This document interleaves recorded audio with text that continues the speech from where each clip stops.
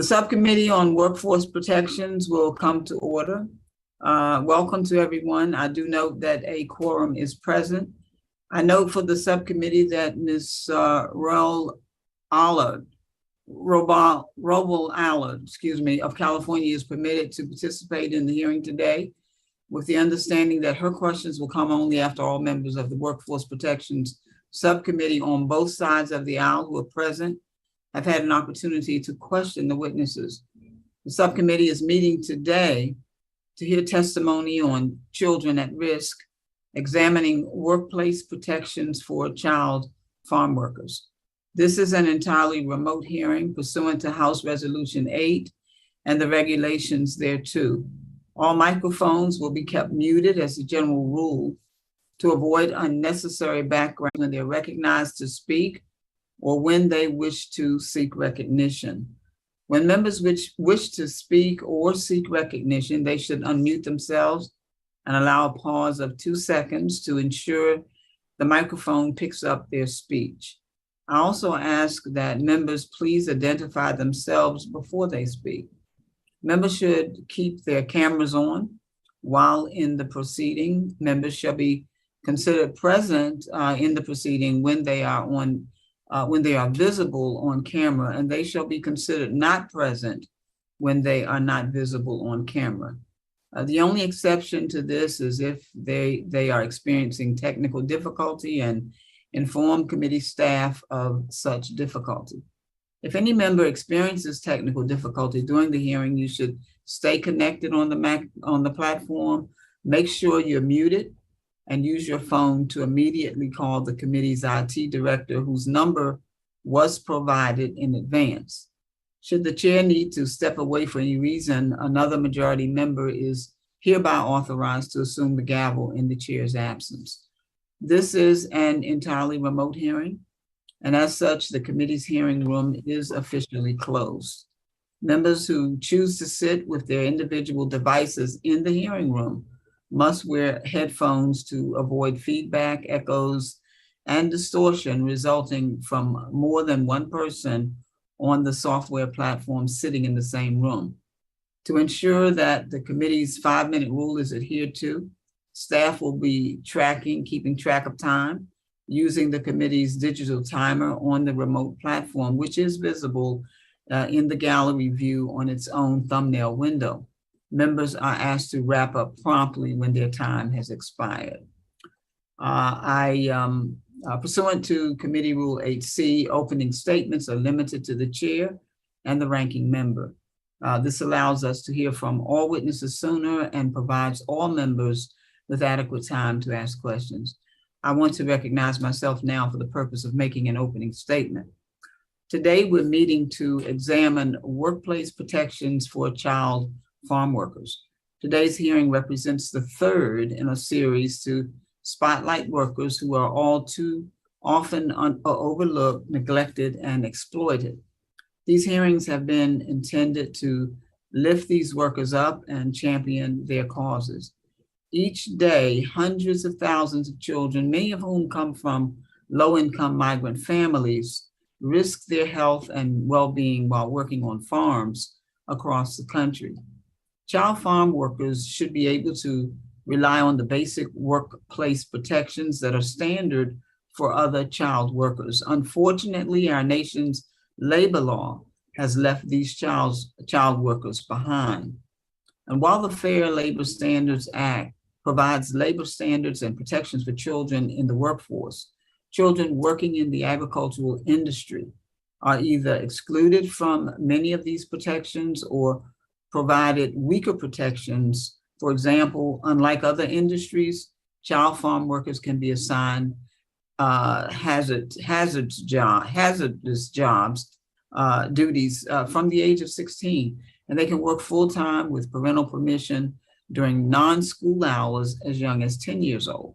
And they're not guaranteed overtime pay, allowing them to generally work longer, more grueling hours compared to other child workers. Additionally, supervisors often provide little to no training, leaving children to manage heavy machinery, pesticides, and even matches matrices without guidance. As one 14-year-old child farm worker said, when you're cropping with the machete, they say, oh, be careful to not hurt yourself. But that's basically it. Another child farm worker said, none of our bosses ever have told us how we can protect ourselves. Our nation has turned its back on child farm workers, and the results are devastating. A recent study showed among Latino child farm workers in North Carolina found that 70% of the children were exposed to harmful pesticides in the field. Another study of child farm workers in North Carolina found that nearly 50% of children suffered from heat-related illnesses. And between 2003 to 2017, child farm workers accounted for over 50% of all work-related child fatalities, despite making up only about 5% of all child workers in the country. Child farm workers are frequently underpaid for the dangerous work they perform. And while they are legally entitled to the minimum wage, employers often withhold wages by underreporting hours. Children are also regularly required to purchase their own equipment, undercutting their already meager income. The long hours and demands of farm work also result in high school dropout rates that are 4 times the national average. And as we all know, without a diploma, those in poverty can become fully entrenched in a cycle of poverty. As lawmakers, we have a responsibility to protect all child workers, no matter where they live, and ensure that each of them has the opportunity to achieve their dreams. To that end, I applaud our colleague, Congresswoman Arland of California, for her longstanding leadership on this issue. She's the sponsor of H.R. 7345, the Children's Act for Responsible Employment and Farm Safety of 2022, or the CARE Act of 2022, which I'm also a co-sponsor, a bill that would prohibit any industry from employing workers who are under the age of 14. It would protect children from harmful pesticides and repeal the waiver that allows children under the age of 10 to seasonally handpick crops. It would also require employers to report injuries to the Department of Labor and increase penalties for employers who violate FLSA. This legislation will go a long way toward making sure that children working in agriculture are similarly protected to children working in other industries. So I look forward to hearing from our witnesses and working with my colleagues to protect our child farm workers. I now recognize the distinguished ranking member for the purpose of making an opening statement. Mr. Keller. Agriculture provides valuable opportunities for young people in rural areas across our country. As a nation, we should be encouraging more young Americans to pursue a career in farming, not just discouraging them. Today, the average age of a farmer is nearly 60 years old. This could cause massive problems in agriculture industry in just a few years. The title of today's hearing, make sure I get this right, Children at Risk, Examining Workplace Protections for Child Farm Workers. Children at risk in America are because of policies like an open border, where fentanyl comes across and kills our youth, where we have massive inflation at a 40-year high, record high gas prices, so parents can't afford things to take care of their children. Children are at risk from the spending in Washington, D.C. that we've seen happening over the past few years under one-party rule from the Democrats and the Biden administration. Children are at risk of their future opportunities because they're going to have to pay back that money. And what we want to do here is villainize America's farmers. As a young child, I worked on a farm. I was 14, 15 years old. I helped bale hay and do chores on the farm. And, you know, as far as farmers saying, go run in dangerous equipment, that didn't happen. Farmers don't want people hurt. And it troubles me that we're having these hearings when Secretary Walsh was before the committee And I had asked him 3 times. And in my experience in working in a factory and working on a farm is that the people that owned that business cared, and they cared about my well-being. And it took me several tries to get him to admit he believed the same thing. He said he'd like to. And when we have policymakers that look at Americans that produce our food as bad people, really, I really wonder what's at risk here. I learned a lot of things farming.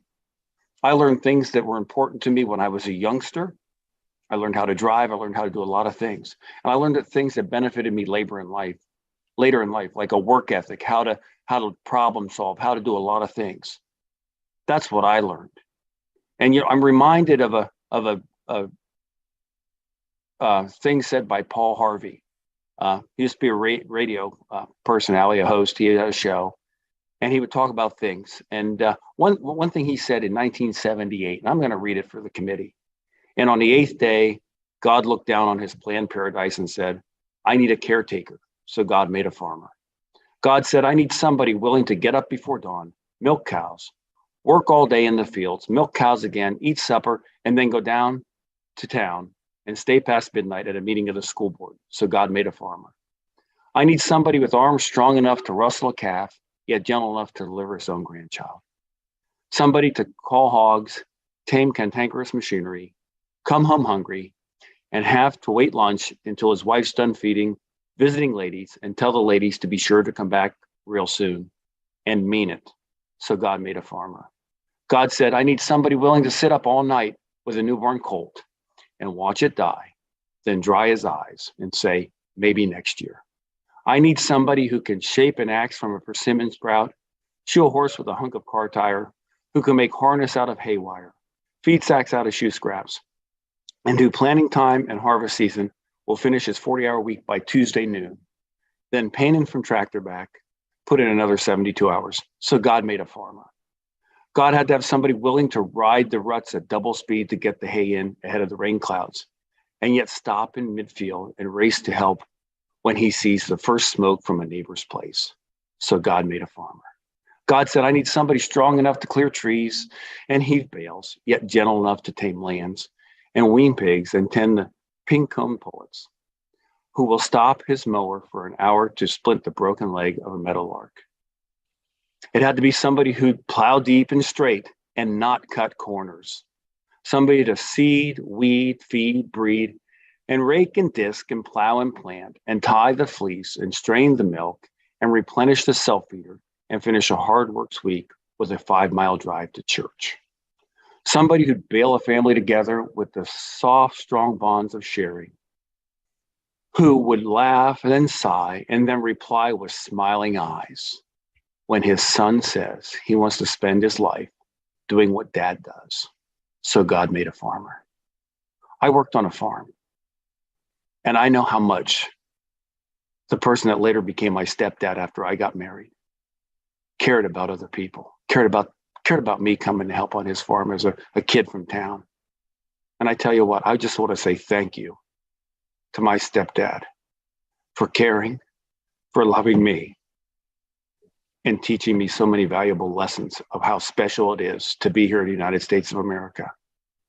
And we should be focusing on the issues I mentioned first that are putting our children at risk, which is an open border where fentanyl is pouring across, killing young Americans, where parents can't afford to buy things for their kids because we're dealing with record high inflation, high gas prices, and where they're going to have to pay back this debt. If we want our kids to have it better off than we did, those are the things we should be focused on. I yield back. Thank you to the ranking member. Thank you very much. Without objection, all other members who wish to insert written statements into the record may do so by submitting them to the committee clerk electronically in Microsoft Word format by 5 p.m. September 21st. I will now introduce the witnesses. Ms. Margaret Worth is a senior children's rights researcher at Human Rights Watch. Ms. Worth is an expert on child agriculture labor policy and an advocate for stronger protections for child agricultural workers. Dr. Barbara C. Lee is the director of the National Children's Center for Rural Agricultural Health and Safety and a senior research scientist at the Marshfield Clinic Research Institute. Dr. Lee is an expert on the child agriculture health and safety issues and will share the realities of the dangers and the hazards facing children in agricultural settings. Ms. Christy Boswell is a counsel at the law firm of Alston and Bird. Ms. Boswell has extensive experience in agriculture labor policy. She previously served in the United States Department of Agriculture during the Trump administration and was also the director of congressional relations for the American Farm Bureau Federation. Ms. Norma Flores Lopez is a committee chair of the Child Labor Coalition, a former child worker, farm worker herself. Ms. Flores Lopez knows firsthand the dangers of agricultural labor and is a leading advocate for stronger protections for child farm workers. To the witnesses, thank you very much for participating today. We look forward to your testimony, but let me remind the witnesses that we have read your written statements. They will appear in full in the hearing record. Pursuant to Committee Rule 8D and the committee practice, each of you is asked to limit your oral presentation to a 5-minute summary of your written statement. But before you begin your testimony, please remember to unmute your microphone. During your testimony, staff will be keeping track of time, and the timer is visible to you at the witness table. So please be attentive to the time, wrap up when your time is over, and remute your microphone. We will let all of the witnesses make their presentations before we move to member questions. When answering a question, please remember to unmute your microphone. The witnesses are aware of their responsibility to provide accurate information to the subcommittee, and therefore we will proceed with their testimony. I'll first recognize Ms. Worth. Ms. Worth, you're now recognized. 5 minutes, ma'am. Thank you, Chair Adams, Chair Scott, Ranking Member Keller, and distinguished members of the committee for the opportunity to testify today about the urgent need for Congress and President Biden's administration to strengthen U.S. labor law and regulations to protect children from hazardous work in agriculture. I'm a senior researcher at Human Rights Watch, an international human rights organization. Since 2000, Human Rights Watch has reported on the dangerous conditions children face while working on U.S. farms. My colleagues and I have interviewed hundreds of child farm workers and published their accounts in 4 detailed reports. Many of them worked 12 or 14-hour days on farms in punishing heat without sufficient breaks or hydration. Most had received no safety training or protective equipment, even though they used sharp tools and heavy machinery and climbed to dangerous heights and on ladders and in barns with nothing to protect them from falling. Many were exposed to toxic pesticides, and on tobacco farms, children faced the added risk of being exposed to nicotine, a neurotoxin. More than 2/3 of the 133 child farm workers we interviewed for our 2014 report described experiencing nausea, vomiting, headaches, and dizziness while working with tobacco plants, all symptoms of acute nicotine poisoning. U.S. laws and policies governing child labor in agriculture are far too weak. They are also glaringly out of step with international human rights standards. Agriculture is the most dangerous industry in the US for child workers, yet longstanding loopholes in law and regulations allow children to work from younger ages and for longer hours on farms than in any other sector. Under the Fair Labor Standards Act, or FLSA, children as young as 12 can work unlimited hours on farms of any size with parental permission as long as they don't miss school. There's no minimum age for children to work on small farms or family farms. In all other sectors, 16 is the basic minimum age for employment, and employing children younger than 14 is prohibited. The Fair Labor Standards Act also allows children working in agriculture to do work that the U.S. Department of Labor has determined is particularly hazardous at younger ages than any other working children. Child farm workers can do these hazardous occupations at age 16, while in all other sectors, workers must be 18 to do hazardous work. For example, workers at a deli counter can't use a meat slicer until they're 18, but in agriculture, children at 16 can use power-driven circular saws. Despite these dangers, the Department of Labor has not updated the list of hazardous agricultural occupations since 1970. For example, children under 16 can work at heights of up to 20 feet without any fall protection. By contrast, in the construction sector, employers must ensure fall protections for any work over 6 feet. 20 years ago, the National Institute for Occupational Safety and Health, NIOSH, recommended updating the hazardous occupation orders for both agricultural and non-agricultural jobs. In 2011, DOL proposed updating the list for hazardous agricultural occupations, but it withdrew the proposed rules in 2012 in response to misguided opposition from agricultural groups. The list of hazardous occupations for non-agricultural work was updated in 2010. We strongly urge this committee to press the administration to make this an urgent priority. And we recognize that several members of the committee joined a July congressional letter to Labor Secretary Marty Walsh urging DOL to update this 50-year-old list. Throughout history, the United States has exploited the labor of Black, Indigenous, Latinx, and other people of color and their children in agriculture. The child labor exemptions that remain in US law and regulations for agriculture are part of this racist legacy and disproportionately harm children of Hispanic origin in the US, who make up the vast majority of child farm workers. This Congress has an opportunity to make long overdue changes to US labor law. The Children's Act for Responsible Employment and Farm Safety, or the CARE Act, sponsored by Representative Roybal Allard and co-sponsored by many members of this committee, would give child farm workers the same basic workplace protections that other working children enjoy. It would eliminate work by 12-year-olds and raise the basic minimum age for agricultural work to 14. Another important bill, the Children Don't Belong on Tobacco Farms Act, sponsored by Representative David Cicilline and Senator Dick Durbin, would prohibit children under 18 from work with tobacco. I urge this committee to work to pass both of these important bills and also to use its discretion and authority to urge DOL to update the list of hazardous agricultural occupations. Child farm workers have a right to equal protection under the law. Existing US child labor laws are woefully out of date and put child farm workers at unacceptable risk. Congress should act swiftly to ensure that all working children are protected equally. Thank you. Thank you. Thank you very much. Dr. Lee, you are now recognized for 5 minutes, ma'am.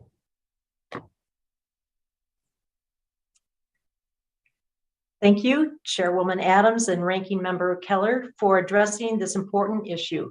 My comments are based on a 35-year career dedicated to improving the health and safety of children younger than 18 years who live and or work on our nation's 2 million farms and ranches.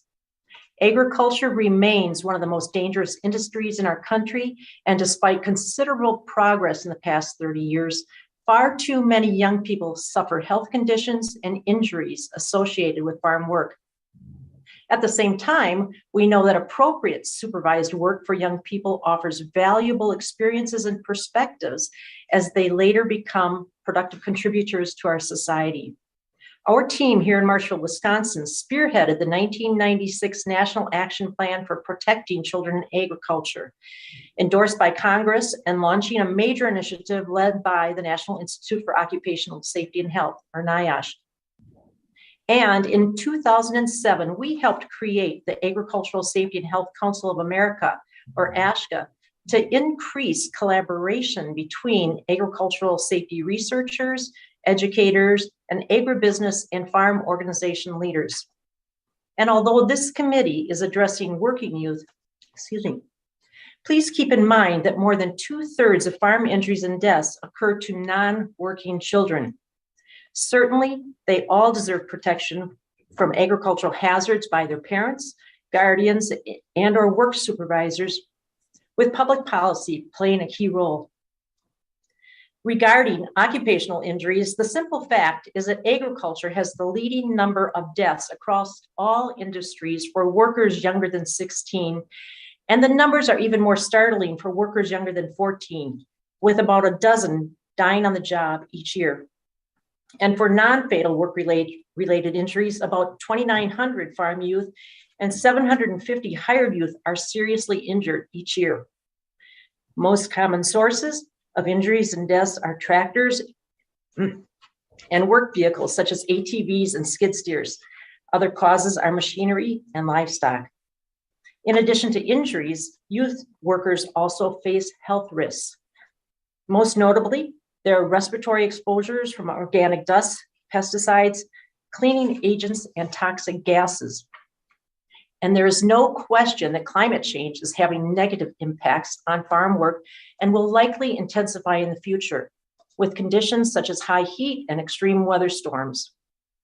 Additional concerns are infections related to animals, insects, and rodents, plus noise-induced hearing loss, skin cancer, musculoskeletal disorders, and mental health. And all of these diseases and injuries can have lifelong implications for young developing bodies and minds. So changes in public policy need to account for our nation's agricultural landscape because traditions, values, and expectations differ from urban settings. Rural communities comprise 14% of our population, and their rates of poverty, food insecurity, and lack of health care insurance is about 20% higher than urban areas. These are factors that influence adults' decisions about youth work. So public policy can improve protections for youth working in agriculture by 1, raising the minimum age for hired workers from 12 to 14 years, 2, updating the hazardous occupation orders in agriculture consistent with work practices, technology, and science, noting that this must occur in partnership with representatives of agribusiness, farm organizations, and youth serving groups. And 3rd, training and encouragement should be provided to local public agencies such as child welfare services and district attorneys to intervene in cases where young people, whether hired or family members, are endangered through farm work that compromises their overall safety and well-being. There are untapped, exciting, and safe opportunities for young people to have positive work experiences in the expanding realm of global agriculture. What we need now is the political will to make these opportunities a reality. Thank you. Thank you very much, Dr. Lee. Ms. Boswell, you are now recognized for 5 minutes. Chairwoman Adams, Ranking Member Keller, and members of the subcommittee, I appreciate the invitation to testify today about youth employment opportunities in agriculture. For over a decade, I have worked in agricultural policy and law. I'm currently counsel at Alston & Bird Law Firm. I served as senior advisor to Secretary of Agriculture Sonny Perdue, and before that, I was at American Farm Bureau Federation. In all of these positions, my portfolio has included agricultural labor and farm safety issues. Let me begin by noting that I am testifying today in my personal capacity and not on behalf of any client. I was one of the young people that we are here to talk about today. I grew up on a multi-generational family farm in rural Nebraska. I worked side by side with my dad and my mom and my 2 older sisters. I am the first to admit that farm work is hard, it is dirty, it's hot, and it sometimes is dangerous. I drove tractors hauling hay bales and the grain cart during harvest. I rode horses, I corralled cattle, I fed bucket calves, and I fixed down fence. I cut and I sprayed weeds. To some, these tasks may seem unfamiliar or scary or even unsafe, but to me, they are completely second nature. We can all agree it is critically important to ensure that anyone working in agriculture is safe. Farmers are committed to offering jobs that are skill level appropriate while still giving young people invaluable hands-on experience.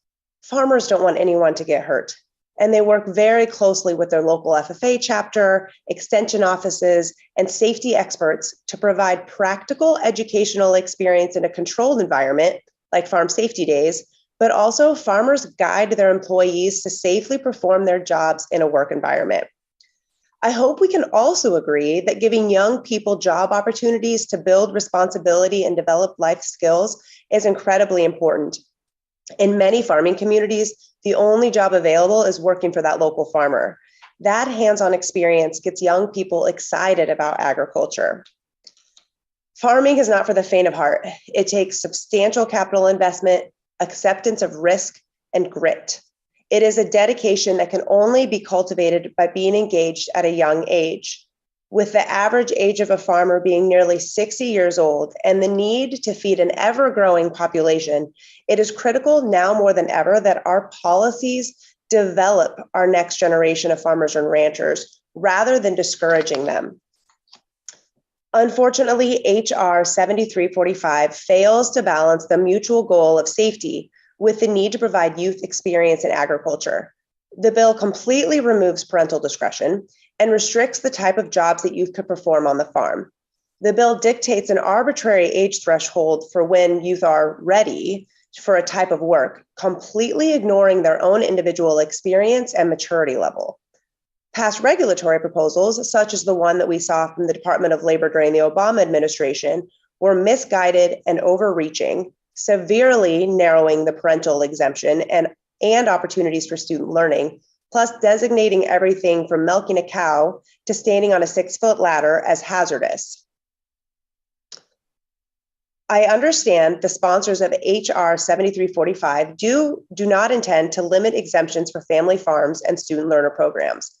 Unfortunately, despite these assertions, the farming community has very little confidence that any new regulatory proposal would not dramatically impact the ability to work on family farms or in programs or through programs like FFA and 4-H. Working on a farm gave me a deep work ethic, appreciation, and respect for agriculture that brought me here today. I was fortunate to have been born on a family farm. However, many are not, including my nieces and nephews. Under HR 7345, my niece and nephews would not have been able to detassel corn at ages 12 and 13, despite their parents knowing they were mature enough to handle the job. If the 2011 regulatory proposal had not been defeated, my 18-year-old nephew, who plans to farm, would not have been able to work on my dad's farm as he has the past 6 years. They are the next generation of farming, but we must not curb their enthusiasm by saying, you can't do this. Instead, let's find a way to say, let me how to teach you to do this safely. I hope that today's hearing can be the start of an informed policy discussion that balances safety and recognizes the value of hands-on experience and the need to encourage participation in agriculture for our future of global food production. I appreciate the opportunity to testify and look forward to answering your questions. Thank you very much. Thank you, Ms. Boswell. We'll hear now from Ms. Flores Lopez. You have 5 minutes. Chair Adams and members of the committee, thank you for the opportunity to testify today on the issue of U.S. child labor in agriculture and the lack of basic protections for child farm workers. I'm joining you today from the Rio Grande Valley in South Texas, home to thousands of farm workers who migrate all across the country to harvest the fruits and vegetables American families enjoy every day.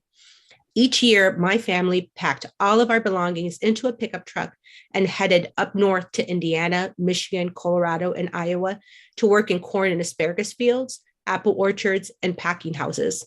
Unknown dangers loomed over our 2-day journey, including tire blowouts, bad weather, and tragic car accidents.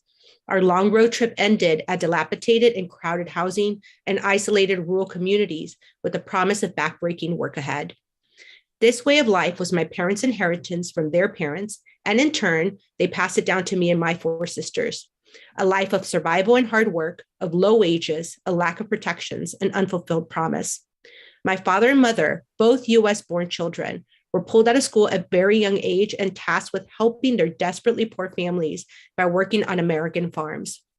Together, they have over 100 years of experience in the agricultural industry with no economic security or retirement to show for their decades of toiling in the fields. I was destined to be trapped in the same generational cycle of poverty as my parents and grandparents. By the age of 9, I worked in apple orchards alongside my parents under the piece rate system that encourages as many hands as possible to harvest while hiding child labor violations and wage theft. At age 12, I was then legally permitted to work unlimited hours outside of school. This meant 10 to 12-hour days, 7 days a week, at times working 4 weeks straight with no days off during peak harvest. I was expected to keep up with adults and often pushed myself beyond my limits while performing dangerous and backbreaking work with sharp tools in 100-degree weather. Necessities such as bathrooms and clean drinking water were not always guaranteed, and neither was safety training or equipment. These were the everyday dangers considered to be inherent to the industry. My parents tried to keep me safe, but I learned very quickly that this was not within their control. For our family to stay employed and housed, we needed everyone to perform the type of work, the number of hours, and the locations that were set by the labor contractors at all times. We were subjected to sexual harassment, verbal abuse, and made to work under dangerous conditions with no recourse. We were reminded daily that we were disposable and how our dismissal would be of no consequence to the farm operations, to believe that we needed them more than they needed us. It was our desperate poverty and their total control over us, bolstered by the lack of oversight, factors still commonplace today, that make exploitation in agriculture prevalent. It is why you have those same people in power fighting to keep this system in place today. Even though I have not worked in the fields in 20 years, I still live with the fear of the long-term health consequences, such as cancer, Alzheimer's, and Parkinson's disease that are linked to the billions of pounds of chemicals that are used on farms every year. The work I did under those conditions was not good for me or vocational training. Instead of teaching me valuable life lessons to help me succeed, it attacked my health and created barriers to my education. As a migrant, I attended 2 or even 3 schools in different states each school year. The disruptions had me constantly playing catch up and kept me from participating in extracurricular activities. I struggled to keep my grades up, at times getting failed in a course on my first day of class. My parents, who only had an elementary school education and spoke no English, did not have the ability to help me, and the resources were not always available. Through tremendous sacrifice from my family, I graduated high school and eventually earned my master's degree. However, the majority of farm worker youth do not even graduate high school. They drop out at 4 times the national average. I am not alone. These are the same harrowing experiences I heard from my parents and grandparents, and also heard from other farm worker youth I've met throughout my career. It is the experience of the approximately 300,000 farm worker children today, each of them a life, a person, a part of our community. What would be even more heartbreaking is if Congress chooses to do nothing. It will be the same experiences you're going to hear from children 20 years from now. The data clearly shows that agriculture exemptions to the U.S. child labor laws is to the detriment of child farm workers, of which the majority are U.S. citizens. The CARE Act, sponsored by Representative Roba Allard and co-sponsored by many of the members of this committee, will give children working in agriculture the same workplace protections that every other working child is provided. The bill will protect 12-year-olds from exploitation and raise the basic minimum wage age of agricultural work to 14. It would ensure that 14 and 15-year-old children do the work that will not require them to put their education, health, or even their life at risk. Thank you. Thank you very much.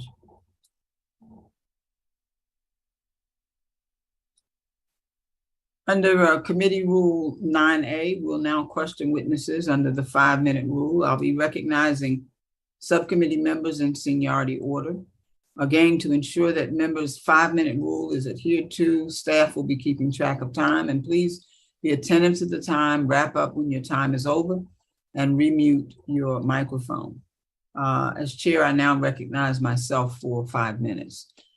Dr. Lee, what is your knowledge of legal consequences for having youth adult high-risk jobs, such as working inside grain bins or hauling hay wagons behind an old tractor on a public road? Well, it's a good question for me because our team is currently conducting research on this topic, and we have searched for legal cases over the last 5 years. And interestingly enough, there's only been 12 completed cases in which criminal charges were filed. And of these, only one was of a hired teenage farm worker. What we're finding is that public officials such as Child Protective Services and DAs kind of say, well, this is just farming. We're going to leave them alone. And to me, this is a double standard because kids on farms get fewer legal oversight protections from than their city friends. And what we most commonly see is young children or children put in a situation where they're expected to conduct work, or they're just in the work site. And these are just some of the bad apples out there that are misusing their kids and having them work in inappropriate situations. So we don't believe charges like jail time or penalties like that are needed. But what we'd really like to see happen more often is that Parents or supervisors are held accountable. They're expected to improve safety conditions on their farm. They might have to take parenting classes or safety classes, but what we want to see is behaviors and practices change that are right now putting some of these kids into very dangerous situations. Thank you, thank you. So how can we ensure that smaller family farms who would be exempt from any proposed regulatory changes or standards would still receive the proper training and education to protect young workers? Yeah, that's hard because we really cannot ensure any type of voluntary work safety training. And there are many challenges to implementing a national program unless there are some kind of incentives or penalties for not doing it. And we know that USDA has funded several initiatives to put on national programs, but they're not always available, partly because of funding or personnel. And our center here in Marshfield has been fortunate in that we've received federal funding to develop work guidelines, voluntary work guidelines. They're known as the Ag Youth Work Guidelines. They're available online. They're available on mobile apps, and they help parents or adults match the work with the really the skills and the abilities of their children. But not everybody has access to these. They don't all know about them. So Okay. we don't. Education alone won't do it. We really need to have behavior changes beyond educating the youth. All right, thank you, ma'am. So Ms. Worth, can you expand on how the current agricultural exemption for child labor and the Fair Labor Standards Act disproportionately impacts children of color? Absolutely. The majority of the children that are working that have zero to no control over their work conditions, their parents don't have work conditions, are children that look like me. If you're hearing about the experiences that were detrimental, that were dangerous, that were terrible to my well-being in our future, it's children that look like me.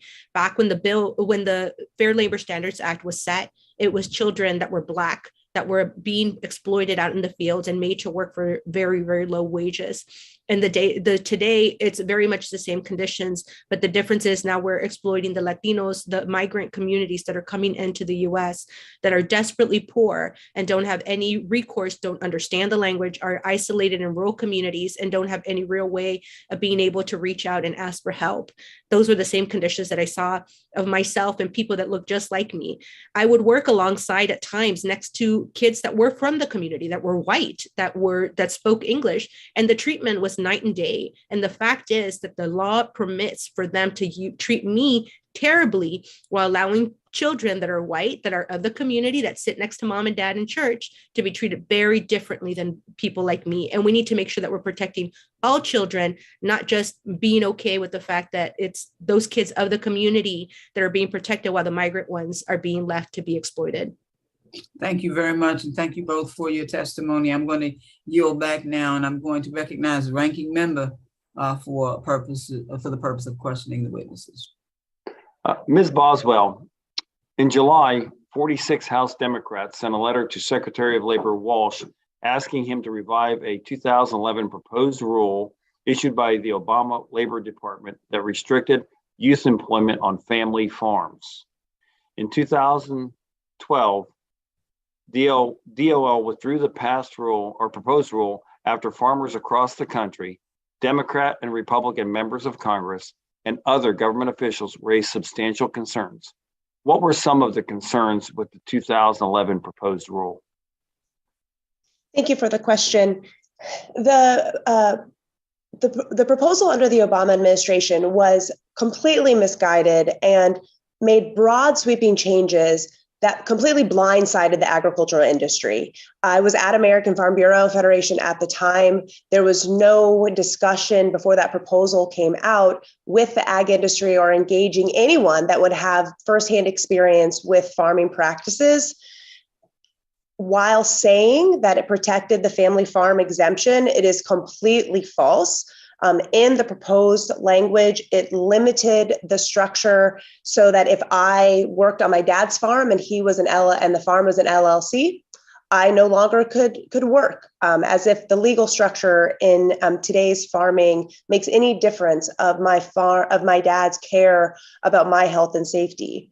Also, I mentioned my nephew in my testimony. He lives 5 miles from my dad's farm. He's worked with my dad and again hopes to be a farmer. Under that proposal, because he didn't live with my dad for 30 days at least, he would not be covered under the parental exemption. Similarly, for the student learner exemptions, it limited and restricted which of the hazardous occupations the student learner exemption applied to, basically only then providing that learning ability for driving a tractor, and there was an exemption for elevations above 6 feet, but handling animals. An example that this would have restricted many FFA students by cattle. They take care of that herd, including their health and vaccination schedule. They wouldn't have been able to do that in that learning program. And then it expanded the hazardous occupations. You couldn't drive a tractor any size. You couldn't operate power-driven equipment, including lawnmowers, fixing a fence near livestock, corralling livestock, or being in any animal pen with an animal that would have unpredictable behavior. Frankly, if this proposal would just be simply revived without having an informed discussion with farmers and ranchers who want to be at the table, it would be met with vicious opposition. And there's a healthy dose of skepticism that the promises of keeping the family farm intact and those student learner exemptions would hold true. Again, there's room for conversation, but just reviving that broad sweeping proposal would have dramatic impact on agriculture as we know it. Yeah, I think it would probably negatively impact the 4-H students that raise livestock for the youth livestock auctions at the county fairs all across our Commonwealth. And I see how the kids really enjoy raising those animals, but they have to clean the pens. They have to make sure they have to go in that pen and be able to care for the animals. So I think that would probably impact that also, wouldn't it? It would. It's not just showing up at the county or state fair. There's work that goes into that all through the summer and the spring. I know I showed pigs at the fair. We purchased the pigs. I was in charge of feeding them. I was in charge of cleaning out their pens. I was in charge of taking care of them. And that was part of the work that was being performed. So if not done with proper information, it would certainly limit those opportunities for 4-H and FFA students to interact with their livestock that they're preparing for the fair. Okay, thank you. Ms. Boswell, another thing, today we're discussing the health and safety of young people working in agriculture. But as I said at a recent hearing, we cannot ignore the elephant in the room, which is that President Biden's border crisis is a man-made disaster. Illegal aliens and drugs are flooding the country at record levels with no end in sight. The open border has also endangered the health and safety of young people under 18 years old who are trying to cross the southern border. Would ending the border crisis, stopping illegal immigration, and building the wall help alleviate danger posed to the health and safety of young people who have been encouraged to cross the border by the Biden administration's open border policies? I agree that addressing border security will help alleviate the dangers that are being inflicted on vulnerable young people that are crossing the border. Thank you. I yield back. Thank you, Mr. Keller. I want to recognize the gentleman from New Jersey, Mr. Norcross. You're recognized for 5 minutes, sir. Thank you, Madam Chairwoman. Certainly appreciate you holding the hearing. Yes, New Jersey, the Garden State. I spent my summers on the farm, but it was with my relatives in Tennessee. And you are absolutely right. It's amazing what you learn as a young person. And I certainly appreciate that. We just came off Labor Day. We've been celebrating this for over 100 years. And Peter J. McGuire, the founder of Labor Day, one of the hallmarks was to create a weekend. Well, back then it was actually 1 day off. We now know it is the weekend, 2 days off. But the other thing was the exploitation of child labor and trying to put the brakes on that, because as we know, looking back in our industrial revolution, children were exploited. There's no question about that. It's a fact. It's not an opinion. But I do want to commend the ranking member Keller for talking about the worth of the agricultural industry. Yes, yes, and yes. Absolutely. I encourage more people to get involved. But the one thing we do know, and I grew up in a slightly different area, and that was the construction industry. very hazardous, very dangerous, and a number of rules, and OSHA has saved countless lives. One thing more hazardous than construction is agriculture. We know that. The figures speak for themselves. It's incredibly dangerous. Quite often you're out alone, tractor flips a piece of equipment, you get stuck, and the rest is, as they say, history. One of the things that I found fascinating from some of the opening remarks is fall protection. Recently, when I speak recently in the last decade, fall protection has come down to a 6-foot ladder. I, unfortunately, as a young electrician, buried an apprentice who fell off a ladder from just 7 feet. The idea that it's okay to put 20 feet without fall protection in agriculture just seems counterintuitive to everything we know. When you fall, gravity doesn't know that you're on a farm or on a construction site. If it's okay to save people's lives in construction, why do we have a different standard for agriculture? I mean, these are the common themes I think we should come together on. So, Dr. Lee, can you explain to me why there are two standards? Like somehow gravity on a farm is different than a construction site? If we can save people on a construction site, why do we have 20 feet in agriculture? Could you answer that for me, please? Well, I think there's always been this family or this farming exemption, and OSHA standards have not always applied on farms. So you have to have 10 or more employees for the OSHA standards to apply. But, you know, kids are kids, bodies are bodies. And as you said, there is no difference. And sometimes it's even worse falling from a silo onto a concrete platform. So, yes, I really believe that the hazardous occupation orders need to be clear. And they need to keep in mind what's appropriate for young children, especially. Thank you. Yes, bring the farmers in, have a discussion on this. But these are things that have been argued for years. We've made the changes and they have saved lives. We're not trying to beat up on the farmers. God, they are the backbone of who we are as this country. But the idea to say that children can take more risk because you're on a farm just doesn't play in the common sense area. Your parents being there for you, yeah, we get that. They can help you. But the idea that we as a society have put rules and regulations in place for children being abused. Well, parents make bad decisions at times. Just because you're on a farm doesn't mean you can't make a bad decision. We need to come together on this. This isn't good versus evil. This is common sense trying to save kids' lives. The idea that you might have a lower, maybe 14 or 15, I think is open for discussion.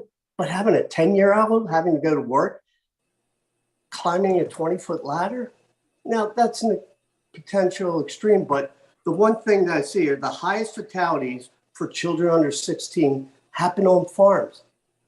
That's a fact. It's not an opinion. So those are the kids we really need to save. And again, I appreciate both sides. Try to come together on this.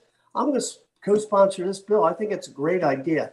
So let's bring them together. And Chairwoman, thank you for holding this. This is incredibly important considering we're in the year 2022 and still arguing this. I yield back.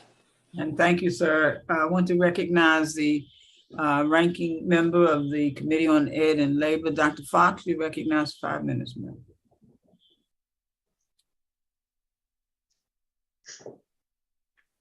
Thank you, Madam Chair. I appreciate it. And I thank our witnesses for being here today.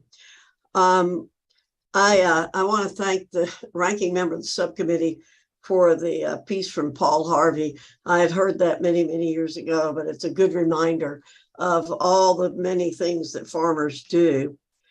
Ms. Boswell, thank you so much for sharing your experiences working on a farm. I grew up also on a farm, house with no electricity, no running water. Everything we ate, we grew or killed. So thank goodness I learned how to farm at an early age.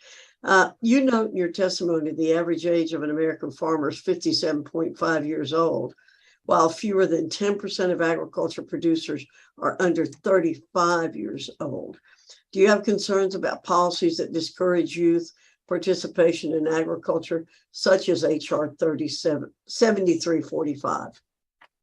Thank you for the question, Dr. Fox. Absolutely. Right now, considering the growth in world population, considering we just came off a pandemic where we saw shortages and disruptions in the labor supply, now is more than ever the time that we need to be encouraging growth in agriculture and young people to go back into agriculture. And we need to be developing those policies to get that exposure early, developing educational programs that give youth those skills that they need to be successful. It isn't glamorous and it's hard work. And it really takes cultivating that passion at a young age. I get emotional at the Paul Harvey poem because I see my parents in that, I see my neighbors in that, and I see that because I worked with them side by side, and I saw them cry when a hailstorm came through, and I saw the joy of a successful harvest and everything in between. And that comes from a passion in agriculture. It is not something that you can pick up at the age of 18 and just all of a sudden want to move from the city out to rural America and want to start growing fruits and veggies and corn.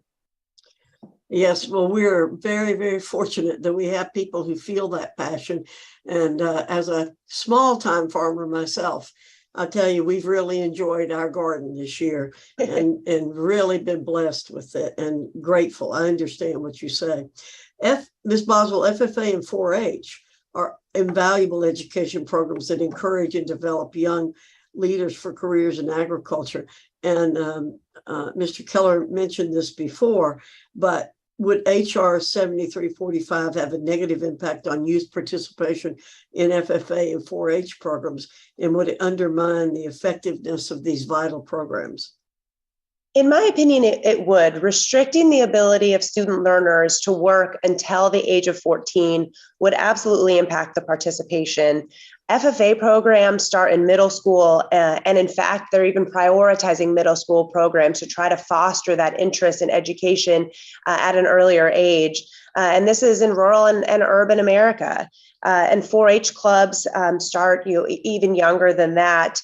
And many of those projects include work experience. Now, everyone needs to be doing that work experience safely, and we need to make sure that they're are doing tasks that they understand the risk and that they are being supervised during. But I'm very skeptical that this legislation and regulatory changes that would follow would not try to limit that exemption as we've seen in the past. Right. And I want to give a shout out to our colleague, Ms. Roybal Allard. I've enjoyed very much working with her over the years, and I'm going to be sorry to see her retire. But Ms. Boswell, we all agree the health and safety of young people working in agriculture should be protected. In your experiences, do agriculture employers take the safety of their workers seriously, including workers under 18 years of age? And what are these employers doing to keep their under 18 workers safe? From my experience, farmers and ranchers and ag employers across the country, and I have been fortunate to travel across the country with American Farm Bureau and with USDA, speaking with farmers and ag employers firsthand.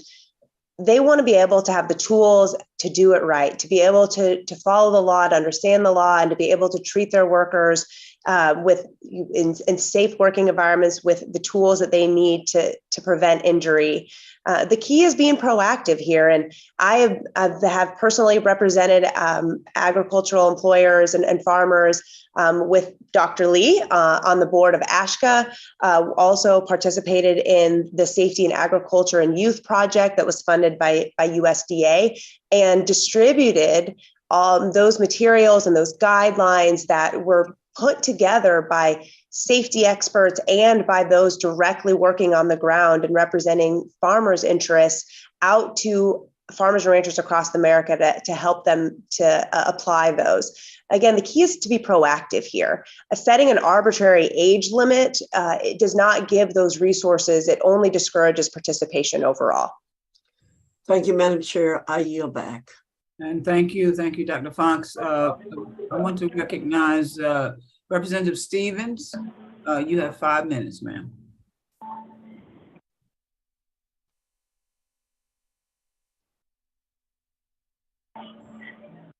Madam Chair, can you hear me? Yes, I can. Great. Thank you for the important hearing, and what a profound honor to be with you, distinguished colleagues, and this distinguished panel.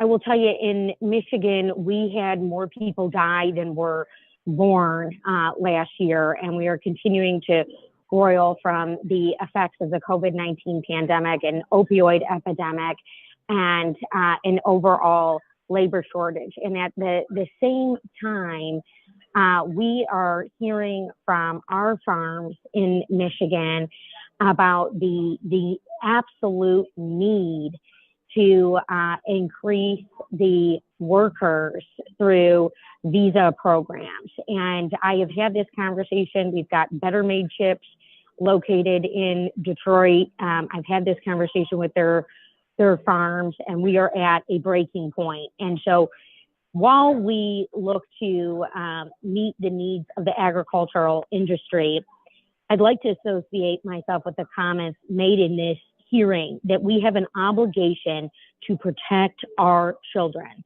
where they play, learn, work, period. We know that without basic child worker protections, child farm workers are particularly vulnerable to abuse and endangerment, and it's wholly unacceptable. So I'm so glad that we are convening today. Ms. Worth, I understand in the absence of strong federal labor protections for child farm workers, states and territories across the country have taken the initiative to implement their own standards and protections. And as the subcommittee chair for research and technology on House Science, another committee where we oversee the standards body and certainly see how labor standards play out here in this committee, can you expand on some examples from states or localities that have expanded protections for child farm workers and how they could serve as a model for federal protections? Thank you so much for the question, Representative. And I would refer the committee members to an October 2021 report by Lawyers for Good Government and the Child Labor Coalition, which actually looked, state by state across the country, comparing state protections for child farm workers. They did find some good examples of positive practices. They found that 14 US states, as well as DC and Puerto Rico, have in fact raised the minimum age for agricultural work to 14. They also found that 15 states and Puerto Rico have limited the number of days each week that children can work in agriculture to 6 days a week, as opposed to the federal standards. Just to hone in on one state, the US state of Florida, obviously a very important agricultural state, has enacted both of those protections. So it has the minimum age of 14, the same as what the CARE Act would impose, and it limits the work of child farm workers under 16 to 6 days a week. States do have discretion and authority to do this. It's very important. But that said, these, state by state solutions are piecemeal. And you heard my colleague Norma talk about traveling from state to state with her family. If each state has different protections, children are not going to be protected in certain environments where they're working for. And that's why we strongly support what the CARE Act offers, which is nationwide protection for all children working in agriculture. Well, and then Ms. Flores Lopez, you shared, your family's experience and the role that, this economic situation that people are in plays in influencing families to send their children to work, what, contributes to that. So how do unscrupulous agricultural employers exploit this economic reality when they employ child farm workers? So as you heard from me, my parents and my grandparents, all of them US citizens, myself as well, we all were working out in agriculture, but it was the desperate poverty that drove us out there. And it was a generational cycle of poverty that we were stuck in. And so we had no access to said vocational training, to be able to have a protective training, to be able to have access to programs like 4-H or FFA. Those were none of the things that were reality for any of us. We were out there, and it was because we needed to be able to put food on our table. That desperate poverty is what a lot of those unscrupulous employers that are very much widespread across agriculture, which receives very little oversight, especially when you're out there working in rural communities where you're out of sight, out of mind. People don't understand what's really happening out there. And so what ends up happening is you have a vulnerable population that sometimes doesn't speak the language. The majority are undocumented, and they are in rural communities where they don't have a whole lot of resources.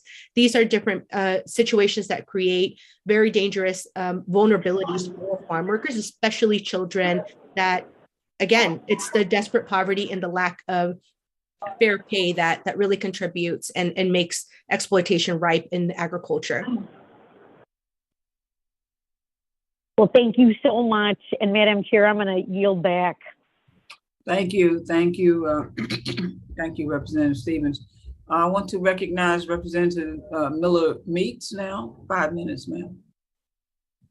Thank you much, Madam Chair, and I thank the Ranking Member Keller as well, and thank you to the witnesses who are appearing today.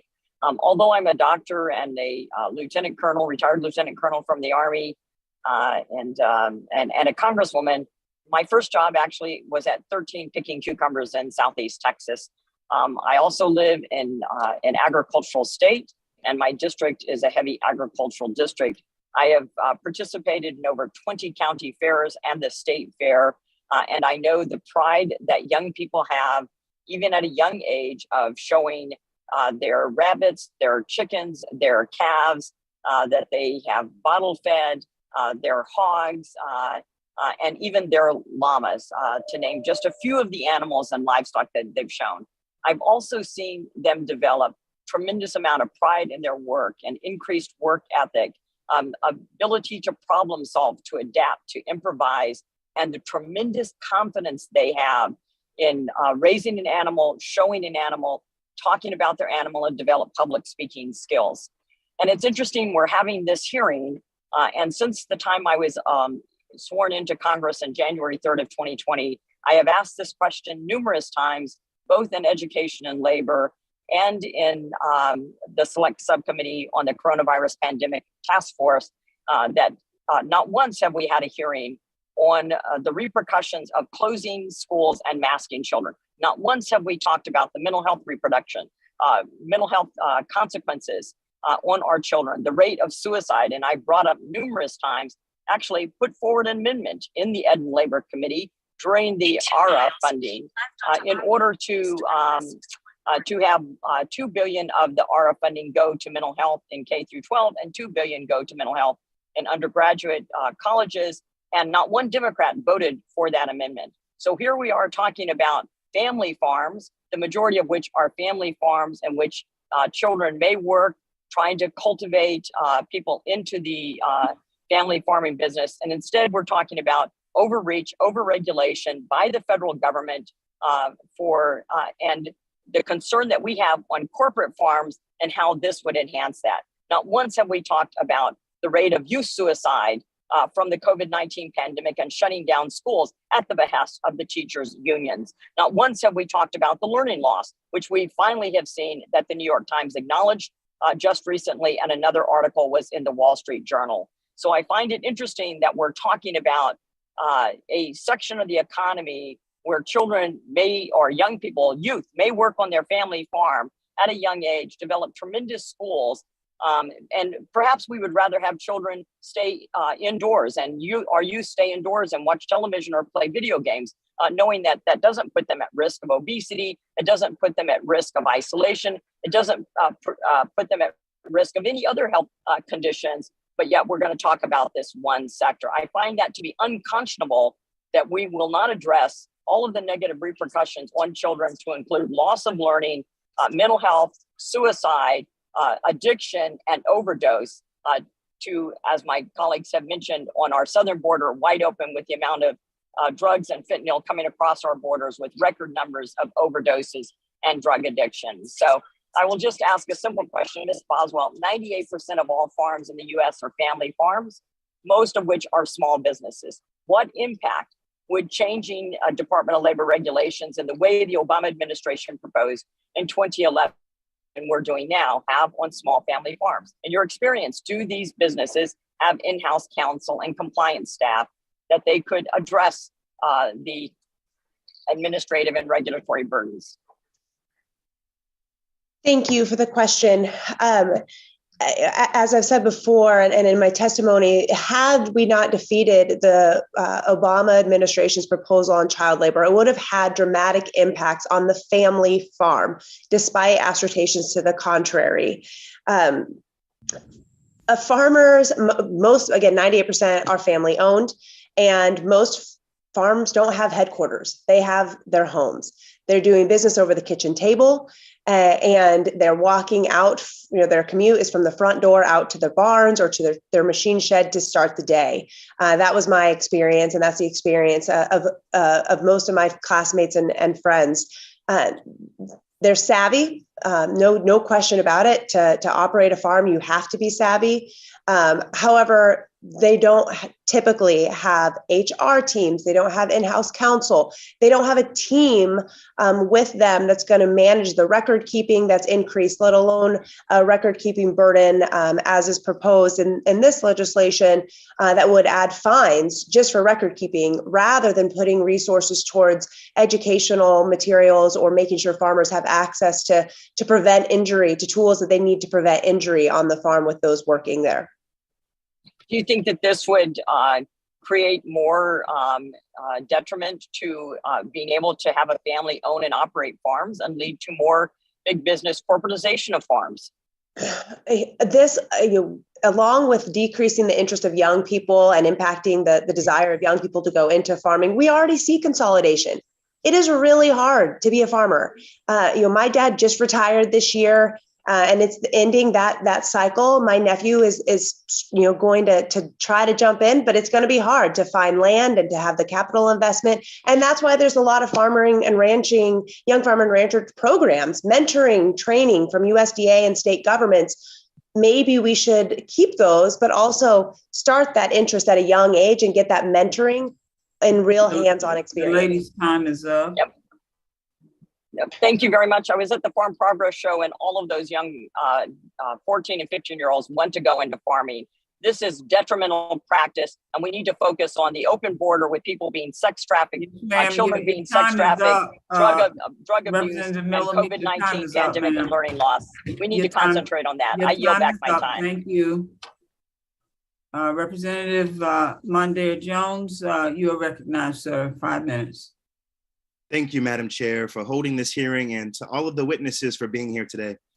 The agriculture industry only employs 6% of all child workers, yet the industry accounts for over half of all child workplace injuries and deaths. Child farm workers are exempt from many of the protections awarded to other child workers, protections such as age requirements for hazardous work, allowable hours worked, and basic training requirements. My Republican colleagues will argue that any attempt to regulate the labor standards of child farm workers would amount to unnecessary federal bureaucracy that wades into the affairs of small farms and deprives children in rural agricultural communities of valuable vocational training and work. But this presents a false dilemma. When we protect child workers from injury and death and implement standards to ensure their safety and well-being, we protect the next generation of farmers. With reasonable exemptions for their own families' farms or participation in educational and vocational programs, we can take steps to protect young children from the dangers of farm work without taking away their opportunities to learn and support their own families.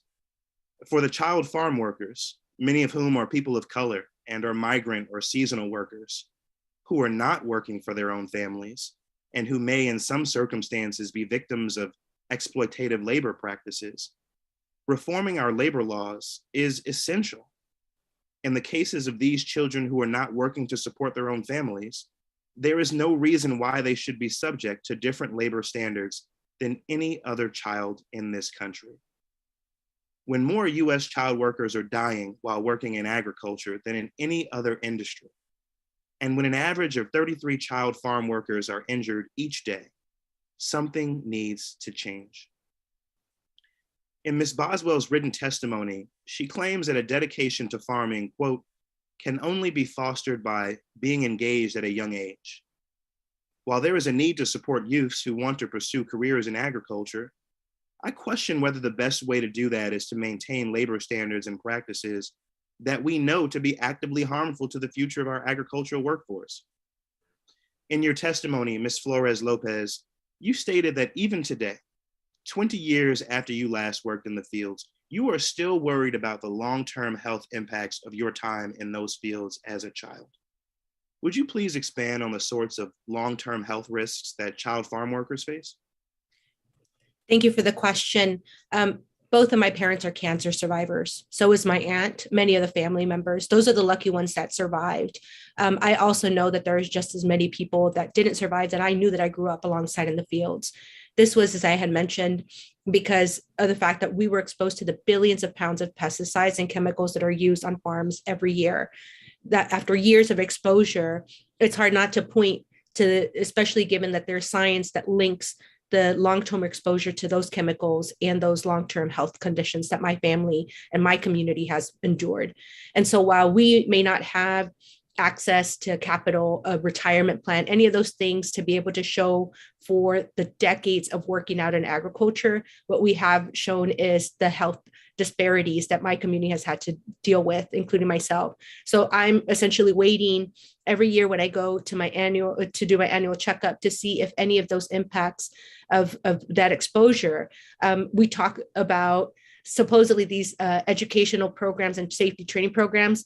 The entire time that I was out in the fields, I did not receive more than a 15-minute talk once I was older about the harmful effects of pesticides years after I had already been exposed. Before that, I was told that pesticides were medicina para las plantas, meaning medicine for the plants. That's the kind of lack of oversight.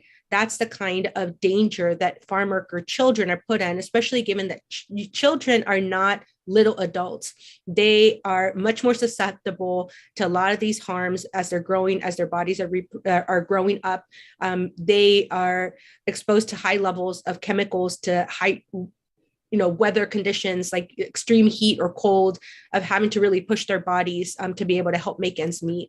And so there's a lot of those dangers that are happening. And what we're asking for is equal treatment, the same way we don't allow for other industries to exploit young children and to have them work in dangerous conditions to be able to keep a way of life going.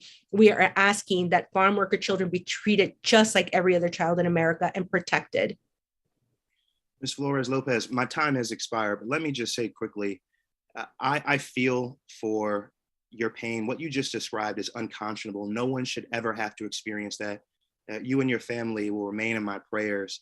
And I hope that your powerful testimony today will spur this Congress to act in a way that it has not up until this time.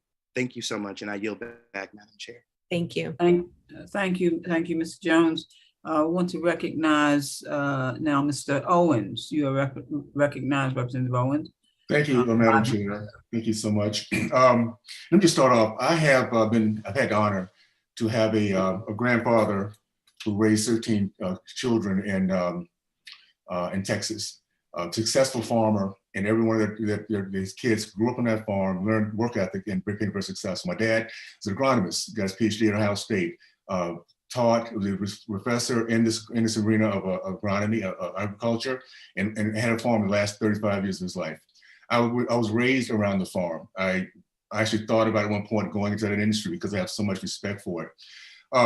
I think a couple of things that concerns me. First of all, and I'm going to start off by this one statement was made earlier that just have parental training for those in this industry, and that it just sends chills to my bones to think of any bureaucrat think that our farming industry, which is really the culture of our nation, that's where hard work is done, good name is done, figuring out how to be innovative is done, is all done by the small business owners. And we're talking about 98% of these farmers are small business owners. So I wanted, first of all, that is something we should not even think about considering. There's also a false notion that bureaucrats in DC care more about their kids, their youth, and the community than these folks actually, parents and those that are actually running this process. So I would say this: we need to make sure that we are not demeaning this industry. There's gonna be bad actors, but the bad actors are not these small. As a matter of fact, I would suggest coming to Utah. seeing what 5 generations of farmers and herders and beef and sheep herders look like and what they do. And you'll see a community that's all about pride in what they are, making sure they're mentoring their kids as they move forward, and giving back to this our country, because less than 1% of our farming industry, actually representing 1% of our farming industry, supports the rest of our nation. So I do want to ask a couple good questions here. Ms. Boswell, HR 7345 raised the age of workers to perform agricultural tasks deemed hazardous by the Secretary of Labor from 16 to 18. What impact would that change have on our younger workers hoping to gain valuable skills in the agricultural industry? Thank you for the question. And in answering it, I think we need to remember that farms are in farming communities. I grew up in a town of 300 people. I had 17 people in my high school class. Wow. Main Street is the bank. There's a small grocery store that most around DC would call a bodega, and 2 well drilling companies and a pivot company. If my nephews who live in that same small town can't work on farms at the age of 16, which was their sophomore year in high school, there's no other opportunities at all. They're driving. They can drive to and from their consolidated school about 20 miles away, on roads going 70 miles an hour, and changing and restricting the ability to start that work, as HR 7345 does, would limit their ability to get any job at all, either because the tasks that they would be doing would be so restrictive, even though their maturity level and they've been around agriculture their entire life, it would base that opportunity only on their age and not factoring in any of those other considerations that a parent and supervisor or ag educator could also weigh in to determine what is safely available to them and what they're ready for. Thank you so much for that. HR 7345 grants the Secretary of Labor new authority to prohibit young people from certain agricultural work if the Secretary finds it detrimental to their health or well-being. Do you have concerns about Congress granting the Secretary this such an authority? Could this open the door for administrative overreach, as we saw with the 2011 Obama DOL proposed rule? I have concerns about bureaucrats in Washington writing overly broad regulations without technical expertise on farming practices and without engaging farmers. And that's exactly what we saw in 2011. I do believe that there is a room for a thoughtful conversation. Farmers and ranchers and ag employers that I know in my experience want to make sure everyone is safe. That's why we're engaged with the FFA and extension and safety experts and on boards and committees, and host farm progress shows. We want to be engaged and we want to have that discussion, but we worry that won't hold true and that broad sweeping proposals will come through again that will completely restrict the exemptions, but also not be in touch with actual farming practices and what someone around agriculture their entire life feels completely comfortable doing versus maybe someone who hasn't been around agriculture their entire life. Time is up, sir. Yeah, thank you so much. First of all, your concerns are very well founded, and I appreciate your experience and your passion. Thank you so much, Madam Chair. I'll yield back. Thank you, Mr. Burgess. Let me recognize Representative Steele. You have 5 minutes, ma'am. Thank you, Madam Chair. Thank you all the witnesses coming out today. I believe everyone wants to ensure that all workers are protected, and we must be especially observant to protect those under 18 who enter the workforce. I hope every member of this committee can agree that we want to those who disregard the safety of under 18 workers in agriculture held fully accountable under the law. Having said that, Ms. Boswell, can you share about procedures at DOL to find if employers who are breaking the law, is there ways for the federal government to improve better partnership with employers on compliance and education? Thank you for the question. In my experience, I have not worked at the Department of Labor. However, when I was at USDA, I worked directly in the Secretary's office and worked directly on agricultural labor and safety issues. I engaged with the Department of Labor nearly on a daily basis, including the Wage and Hour Division. And from my experience working with them, I know, as their mission states, they take health and safety of all workers very seriously, and they have the authority under the law to enforce those provisions of statute where there's violations, and even increase penalties or fines for willful violations or those who have offended in a multiple pattern. I'm also aware that child safety within those investigations, because they do have a big portfolio, but child safety is elevated as a priority status if there's any alleged violation. They're looking at those even more seriously, understandably so. Again, the goal is to keep everyone safe, and farmers want to be able to make sure that they have the tools and knowledge to do so without arbitrarily just restricting what tasks or what jobs that young people can experience. Thank you very much for your answer. Madam Chair, I yield back. And thank you very much. Is Mr. Good?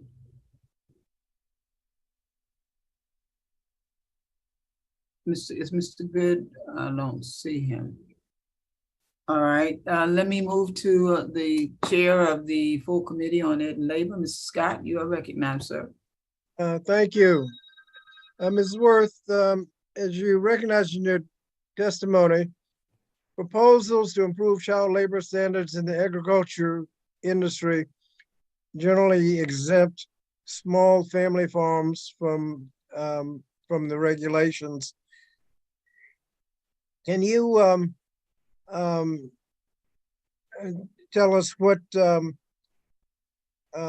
effect the CARE Act would have on small family farms, or really the negative impact on rural families? Thank you, Chairman Scott, for the question. And the CARE Act, the legislation we're discussing today, maintains the same exemption for family farms that exists in the Fair Labor Standards Act today. It doesn't change that family farm exemption. And I strongly believe that the kinds of experiences that Ms. Boswell is speaking of, these opportunities to gain skills and training to pass down practices across the generations would be completely unaffected by this legislation. This legislation is about raising the basic minimum age for children who are hired to work on farms. We're talking about 12-year-olds, removing the ability of 12-year-old children to be hired to do exploitative work on huge commercial agribusiness operations. That would raise the basic minimum age. It would not impact family farms. So those younger kids who wanted to learn from their families, who wanted to participate in student learning programs, would still have those opportunities. The other aspect of the bill would raise the minimum age for hazardous work from 16 to 18. It still would exclude family farms, but children under 18 would still have ample opportunities to do hired work, to participate in work that wasn't hazardous. They would only be restricted from the most dangerous jobs. Many members of the committee today have spoken about strong and vibrant agricultural communities and the importance of passing these traditions on through the generations. This bill will not change that. It will just protect a very vulnerable and often invisible workforce by giving them the same protections that all other working children have. Thank you.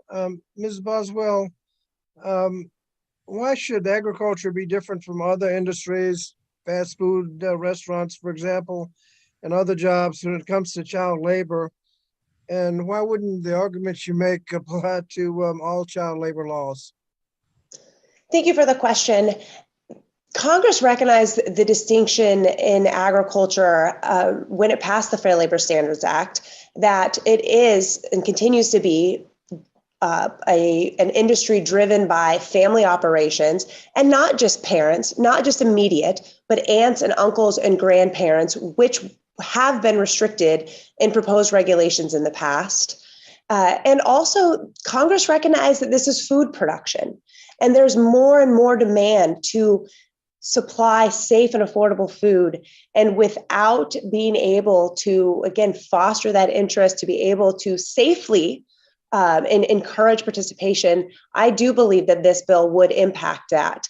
I do also believe there's room for a conversation about occupations and tasks. However, what we've seen have been broad, sweeping, unbalanced approaches that outweigh those that don't balance the safety interests with the opportunities and other societal needs that agriculture fills. Dr. Lee, you've been working with agribusiness and farm organization on health and safety issues for a long time. What do you think the reaction is going to be to raising the age limit of 12 to 14? And how would you respond to that criticism?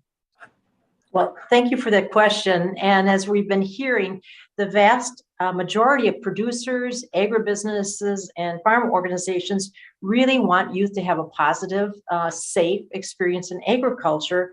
But at the same time, in agriculture, we're dealing with issues like immigration reform and labor shortages. So we need to balance that all out, always with the thought of children and their protection at the top. So I think from the agribusiness side, changing the age can be part of a good conversation, as Ms. Boswell said. I think that they'd be willing to do that as long as there are other sort of opportunities to make sure that they have the labor pool that is needed. And the request that we hear most often from the industry people is, I want to do what's right, but break it down, make it simple and clear, and let's make things go the right way. So I believe as long as the family farm exemption is held in place and maintained, that the agricultural employers will work with us to raise that age limit from 12 to 14. Thank you, Madam Chair. I yield back. Thank you, sir. Thank you. Mr. Good? Is Mr. Good on camera? Yes. Thank you, Madam Chairman. Recognize 5 minutes, sir. Thank you, Madam Chairman. Thank you to our witnesses. You know, at a time when less Americans are working than ever before, with a historic low labor participation rate, combined with some 10 million open jobs in this country, combined with the continued Democrat narrative that there are some jobs that Americans just won't do, it's appalling that we'd be here today farms and those young people who want to work on those farms, as they have for decades. I was better as a kid for having worked on family farms. Young people are better for learning the value of work and the value of a dollar at a young age.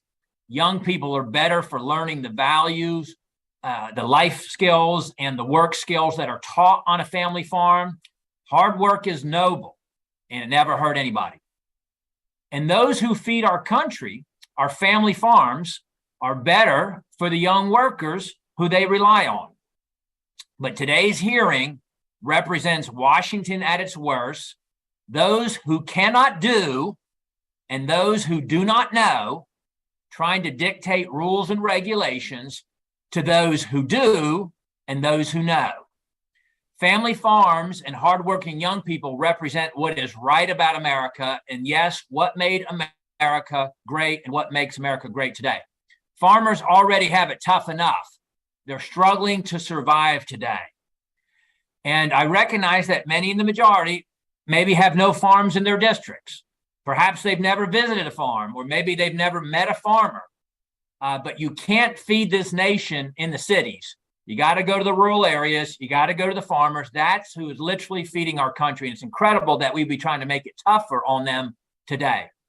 If we really care about the nation's young people, or about young people more generally, why not go after the Mexican crime cartels who are exploiting and trafficking children and young people today, thousands every day along our southern border, instead of going after America's farmers? If our concern is with the health and safety of minors, our top priority should be ending the Biden border crisis, stopping illegal immigration, and building the wall. The Biden border crisis and the Biden policies are encouraging human trafficking, including of minors, on a mass scale.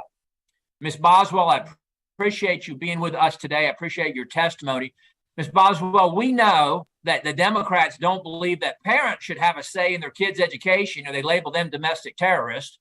Do you believe that parents would be in a better situation than the federal government to make decisions regarding their work on a family farm? Thank you for the question. That is actually one of my main concerns with the way this legislation is drafted. There are certainly 16-year-olds that should not be doing certain jobs. And there are 12-year-olds, 14-year-olds like myself who had been around this equipment, who had been around animals and livestock their entire lives.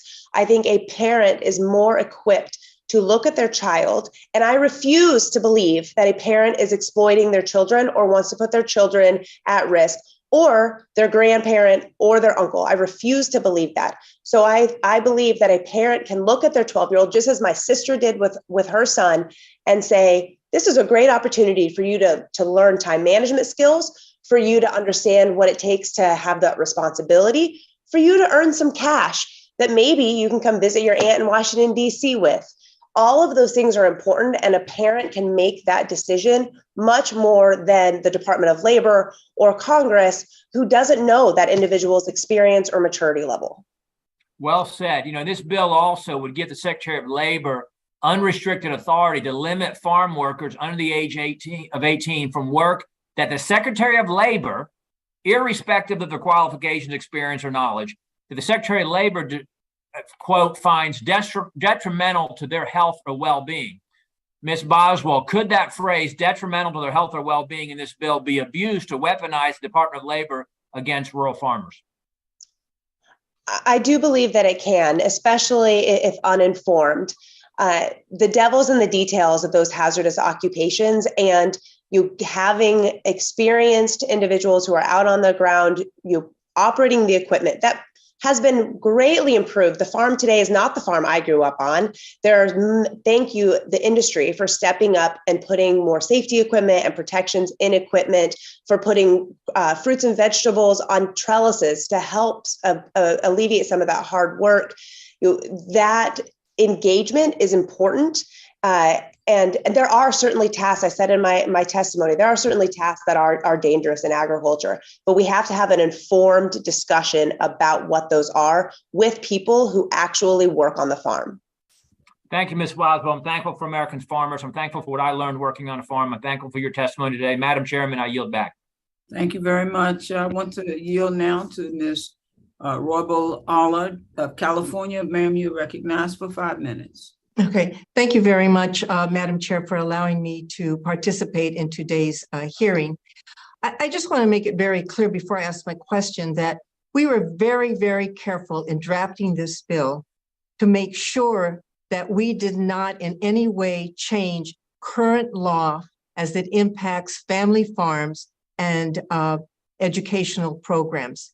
In fact, we looked at the Obama language that has been referred to make sure that we addressed all the concerns that were raised back then with regards to that proposed rulemaking. So Ms. Boswell's nephew could in fact work on the family farm under this bill. We do nothing to change that. Secondly, I agree with the concern that, it just can't be bureaucrats who are making these decisions. That is why in the language in our bill specifically says to the secretary that in addition to urging them to have health and safety experts, and I'm reading from the bill, it encourages them or urges him to include agriculture groups, including agriculture youth training groups such as 4-H and Future Farmers of America, that they should be a part of any changes in terms of the rulemaking process. That should not be done in isolation by bureaucrats. So we have addressed that concern as well. But the fact remains that children working in agriculture, and we're not talking about mom and dad and kids, we're talking about the migrant families and the children that go from place to place throughout the seasons, that migrant children, that children working in agriculture are the only group of children that are not protected by our child labor laws. And as a result, according to the National Children's Center for Rural and Agricultural Health and Safety, the only center that is dedicated to childhood agriculture injury prevention, 33 children are injured daily working on farms, and a child dies every 3 days working in agriculture. That is the answer to the reason as to why we are having this hearing. My question to Ms. Flores is that, you know, farmers have always been essential workers, and that really has been highlighted over the last 3 years during our heat waves, our fires, and especially during the COVID pandemic. And during these times, farm workers who are mainly Hispanic and Latino have faced increased demand from their employers to speed up their work, putting them at even greater risk for serious injury or death. Can you please elaborate on the impact that the increased pressure and even just the everyday pressures that they are faced has on parents and ultimately on their children? Thank you for the question and for your leadership, Congresswoman. You know, as Christy mentioned, she and I know each other from across the aisle. She was at the American Farm Bureau, and I had been advocating for these issues. And throughout the years, while I've heard her testimony and she's heard me speak as well, I have yet to hear an argument against the data and the dangers that it presents. The data is there. There are dangers to what's happening to these children. Those numbers are there, and they don't lie. They're not influenced by anybody's opinions or feelings about things. The reality is that agriculture is a dangerous industry. And the reality is that her experience and mine were so different. And it's because of those differences that it points to the need for laws to be put in place to protect children like me so that I can have opportunities like hers. That's what it comes down to. And so you heard her also, Ms. Ball, talk about how, you know, so many of these growers, these employers, these farmers want to do what's right and stick to the law. What we have found, what I have seen over the years, both in my own personal experience and that of the children that I hear over the years, is that that is the minimum. That is the floor. I have yet to meet employers that are willing to jump above and beyond, because that is not the norm. We're not talking about her experience and that of her family, because it was more than just her and her family that it takes to be able to keep the operations going. They hire children. These farms hire employees, and they don't have that same oversight and protection and hearsay. As I mentioned during my testimony, my parents tried to keep me safe. And it's not because they were exploitative. It's not because they didn't love me. They cared for me, but their hands were tied because of the desperate poverty that kept putting us in danger. I have yet to hear how anybody's going to address the lack of a fair living wage for farm workers. That's what drives their children out there. That's what makes their children be out there, because they don't have somebody, they can't afford to pay somebody to take care of their kid. They bring them out with them. They can't afford to put food on the table. They have to bring their kid out there with them. And at the end of it, after decades, we're not seeing anything. They don't own a farm. My parents don't own anything. And so we need this bill to pass these laws to make sure that children are being protected, all children, and not just folks like Ms. Boswell. Thank you. I want to remind my colleagues that pursuant to committee practice, materials for submission to the hearing record must be submitted to the committee clerk within 14 days following the last day of the hearing. So by close of business on September 21, preferably in Microsoft Word format. The materials submitted must address the subject matter in the hearing, and only a member of the subcommittee or an invited witness may submit materials for inclusion in the hearing record. Documents are limited to 50 pages. Documents longer than 50 pages will be incorporated into the record via an internet link that you must provide to the committee clerk within the required time frame. But please recognize that in the future, that link may no longer work. Pursuant to House rules and regulations, items for the record should be submitted to the clerk electronically by emailing submissions to edandlabor.hearings@mail.house.gov www.sbcc.gov. Again, I do want to thank the witnesses for their participation today. Members of the subcommittee may have some additional questions for you, and we ask the witnesses to please respond to those questions in writing. The hearing record will be held open for 14 days in order to receive those responses. I remind my colleagues that pursuant to committee practice, witness questions for the hearing record must be submitted to the majority committee staff or committee clerk within 7 days. The questions submitted must address the subject matter of the hearing. I want to now recognize distinguished ranking member Keller for a closing statement. I'd like to thank the witnesses for participating in today's hearing. Ensuring the health and safety of all workers on the farm, workers of all ages, workers under 18, workers over 18, is a top priority of agricultural employees and the federal government. As the industry faces an aging workforce, Congress should be doing everything it can to promote opportunities for young people in agriculture, not creating new barriers. The legislation we have discussed today, H.R. 7345, is misguided in this regard.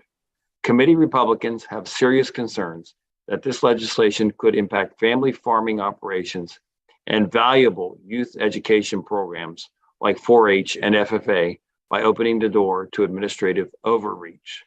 It was mentioned that the language in the bill encourages this. It doesn't require the input. And I think that's important because the sponsor of the bill was reading from the bill, and it says it encourages the secretary.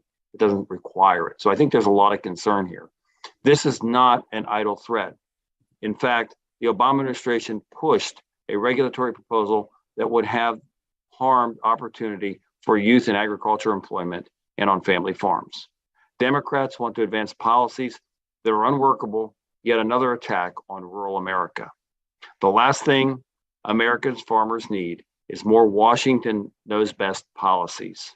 Instead of demonizing farmers whose hard work is vital to creating and sustaining our nation's food supply, we should be doing everything we can to support agriculture and young people who choose to pursue careers in this important profession. I would like to thank our witnesses again for participating in today's hearing, and I yield back. Thank you, Mr. Keller. I now recognize myself for the purpose of making my closing statement. Thank you to our witnesses for your time and your testimony. Today, we discussed the importance of increasing federal workplace protections for child farm workers. Too often, child farm workers are exploited and neglected while working in the field. The grueling hours and dangerous work lead to low graduation rates, injuries, and a disproportionate number of deaths. As our witnesses made clear, this is a direct result of the exclusion of child farm workers from key workplace protections that apply to child workers in other industries. All children should be safe while working and have the opportunity to achieve their dreams. So we must work together to improve protections for children that work in agricultural jobs. So again, thank you to my colleagues and thank you to our witnesses. If there is no further business before the committee without objection, the subcommittee stands adjourned.